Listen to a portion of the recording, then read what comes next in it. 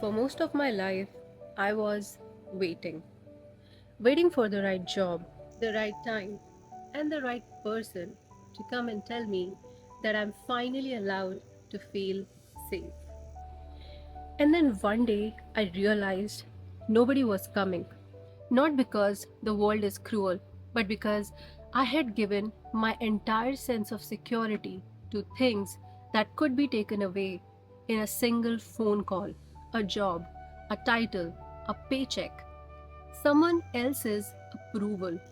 So I started doing something quiet, something that didn't look like much from the outside.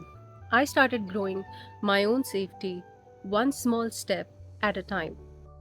This is what it looks like now. It's not a farm, it's not impressive.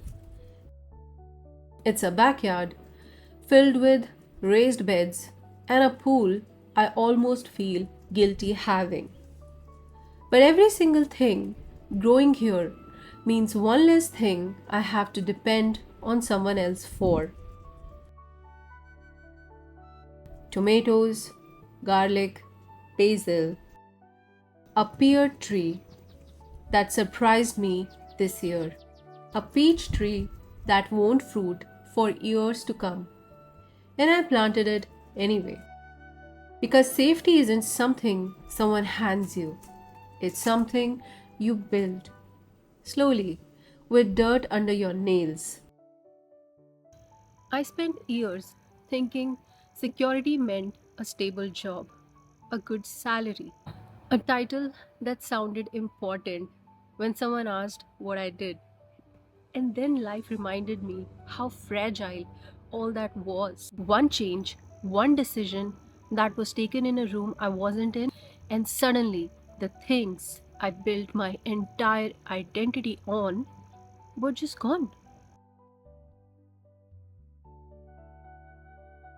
That's when I understood real security was not the paycheck, it was knowing that I could feed myself. It was knowing that I could build something on my own. That kind of safety cannot be fired, cannot be taken in a meeting, can't be voted out of existence by someone who has never met me.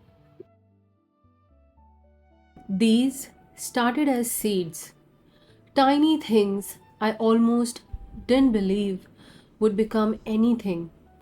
For weeks, they lived in a little tray on my windowsill, protected, controlled, safe. But a seedling cannot stay in a tray forever. At some point, if you actually want it to grow, you have to put it in the ground, in real soil, where it's exposed, where the weather is unpredictable, where nothing is guaranteed. And that always scares me a little because the tray felt safe, the tray felt manageable, but nothing real ever grew in a tray. So I moved them into the ground, into the uncertainty, because that's the only place they actually become what they were meant to be. Now, I'm not telling you to quit your job tomorrow and start growing potatoes. That's not the point. The point is stop handing your entire sense of safety on things you don't control. Build something that is yours. It doesn't have to be a garden, it can be a skill, a savings account, a second income, a way of living that doesn't collapse when one thing goes wrong. Because the most dangerous thing is to be dependent on a system that was never loyal to you in the first place.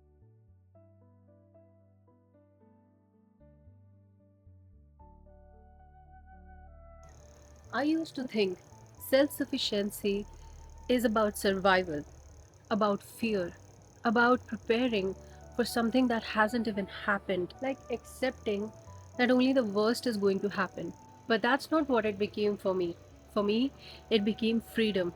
Freedom to make choices, freedom to walk away from things that were quietly killing me, the freedom to slow down, because there was something underneath me that I had built.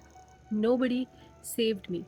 I stopped wanting for them to. And honestly, that's the most powerful thing that I've ever done. If you are building your own safety too, quietly, slowly, one route at a time, stay with me. We are doing this together. See you in the next one.